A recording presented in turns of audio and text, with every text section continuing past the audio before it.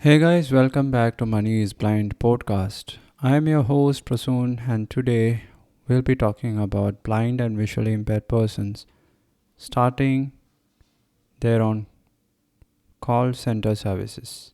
If you have heard about India, India became kind of popular when so many companies in Bangalore and Mumbai they started offering call center services. So I'll tell you what a call center is. So there are like hundreds and thousands of businesses all over the world, and most of these businesses are small. Some are medium size, some are large. And when a business just starts, they don't heavily invest in building a customer support team, right?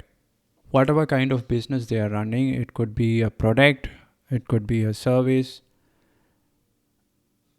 A customer support team is definitely required for that business because customers are going to call, they will have questions, they will have trouble making payments. All sorts of problems can happen to these customers, or we can call them users. And who are these customers or users going to contact when they have this problem? They have to call this business, right? Because the business has taken money from the customers, and now the customers are facing a problem. So they need to get their problem fixed and get the value from the product or service they purchased from this company, right? So that is why every company has a customer support team. And what happens is that most companies don't have a dedicated team for their own managing their customer support. So customer support can happen through many channels. It could be through email. The customers sends you an email and you reply back to them through email by solving their problem or trying to solve their problem. They can contact through WhatsApp. This is one of the channels that we are using at DoFoodie. We have a dedicated vanity number, a fancy number that we are using for WhatsApp, and we share that WhatsApp business account phone number and the link in our website and in most of the communications that we send to the world. In most of the videos that we make, we have this customer support number. We say like, if you face any issues, please feel free to call this number or click on this link to chat with us on WhatsApp. So that's the message that we give our users and customers, and they find it very easy to use WhatsApp because recent data says that there are like 2 billion persons who have WhatsApp account. So when 100 users install DoFoodie app, 99 of them have WhatsApp account, and it's also easy for us to contact them through WhatsApp, particularly when they are from outside India. When our customers from across the world, it's easy for us to contact and communicate with them through WhatsApp. So what are the other channels of customer support? It could be through call. You can display a call. It could be a toll-free number or a fancy number. Your customers will be able to call this number and get support from your customer support team. So this is what basically happens in most of the businesses. There are many other channels. They could have a chat box like a WhatsApp or a messenger built right into the website. Some companies have their own customer support apps and dedicated websites for managing customer support and their queries and managing with their problems, ticketing system, everything's it becomes complicated as the business grows, right? So that's how it happens and in the business world. But most companies, most businesses don't have a customer support team. So what happened 25 years ago? Companies in India, particularly in Bangalore and Mumbai and Delhi, they started contacting these small businesses in the US, Europe, and many other developed nations. And they started pitching like, hey, you small, medium business, we will run your customer support team for a minimal cost. You just have to give us the training material. We have cheap labor here in India. We will train our employees about the product or service that you are selling. And when your customer has a problem, they will be contacting us, and they won't even know that we are sitting in India answering their questions. So these companies in Bangalore and Mumbai, they train their employees in such a way that they have a really good accent, English accent. They train them in US accent and UK accent. It depends on which clients they get. And then they train them regarding the product, the service that these companies are selling. And once the training is finished, the customer support starts functioning, but it works virtually.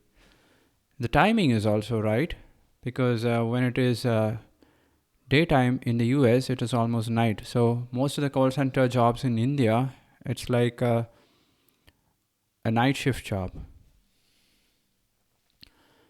So that's how many companies, we call them outsourced call centers, and they have thrived.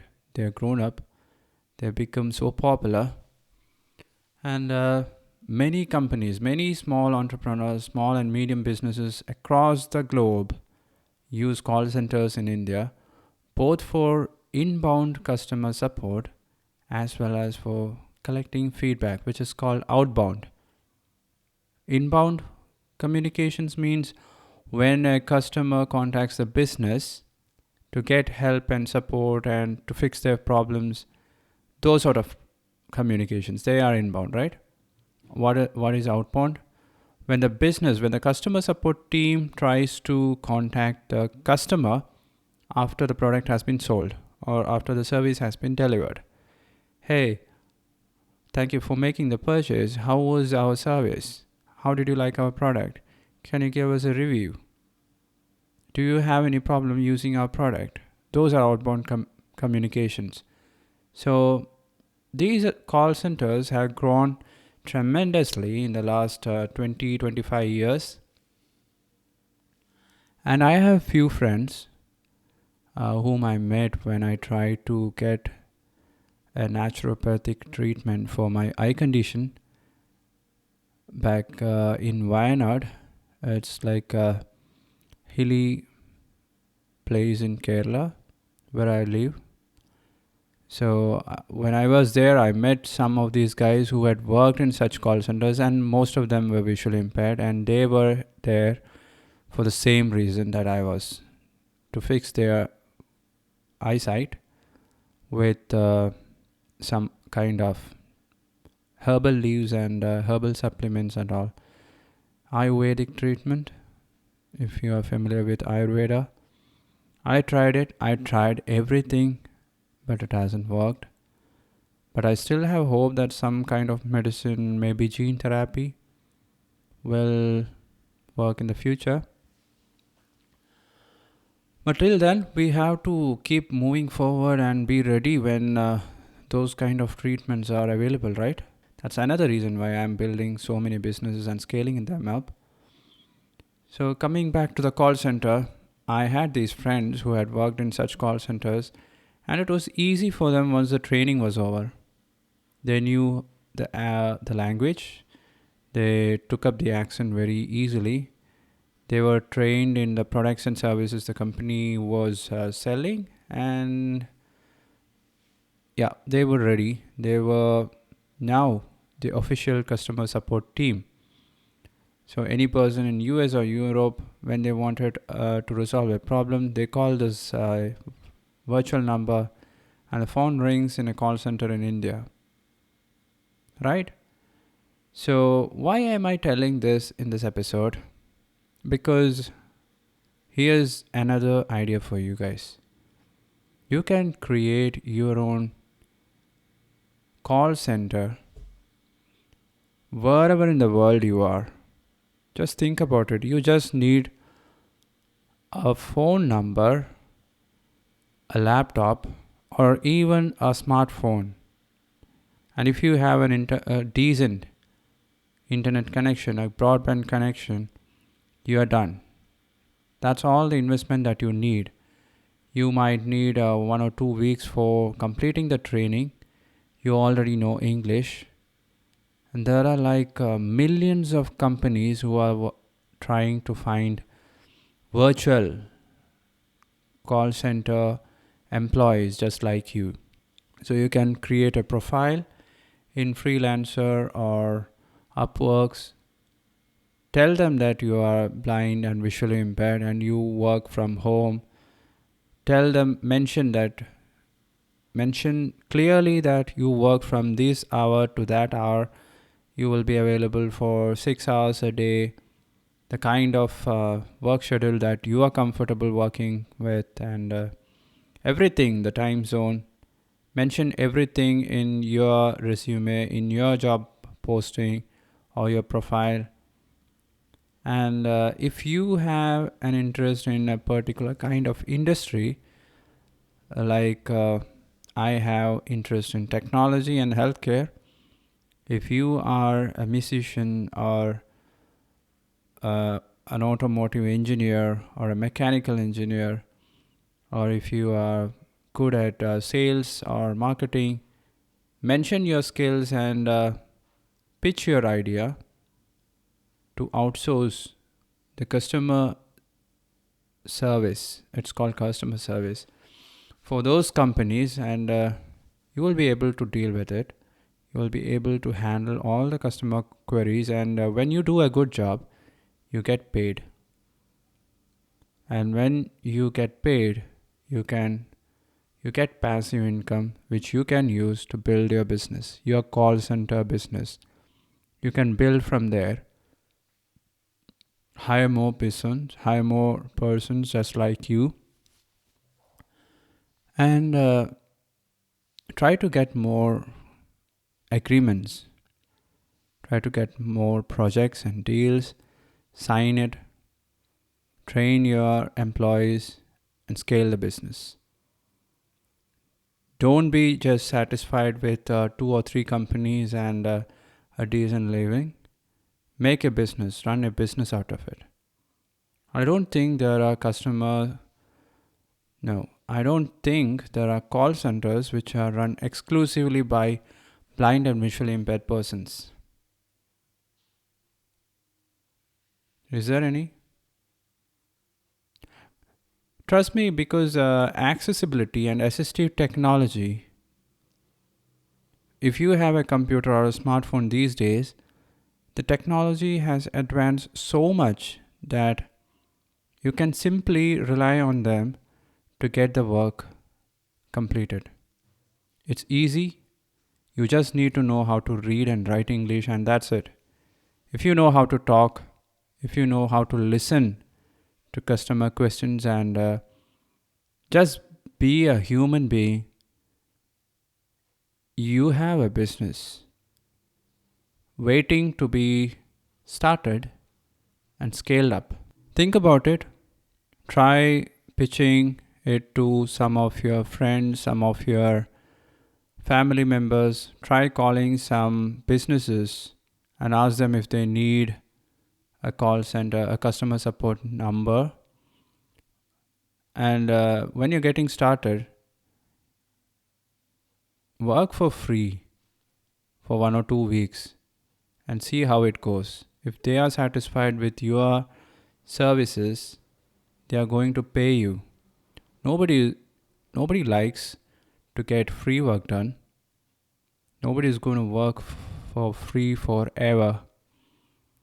So if you get 1 or 2 projects under your belt, then it'll be easy to scale it up from there. When you meet new clients, you can say that you already have completed these projects. You already have 3-4 clients in these parts of the world, and you can scale it up. When a stage reaches when you won't be able to handle all the calls by yourself, you hire a new person and teach them how this thing is done. That's how you grow a company. You build systems around it. You try to bring in more clients and customers. That's marketing. You run the business. Show the new employees how things are done in your business, in your company. That's operations and administration. And then sell your services to new clients.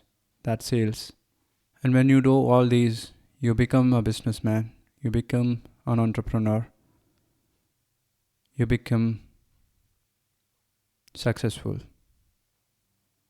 You are climbing up one more step in the ladder from an employee to an employer.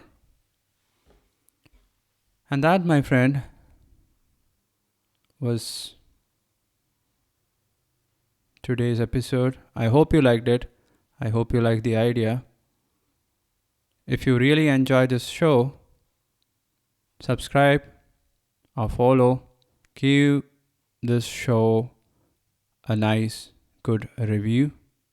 And you can also visit www.moneyisblind.com. Send me your questions. Send a hi. And subscribe to my newsletter. That's it. That's it, guys. We'll talk to you tomorrow. Bye-bye.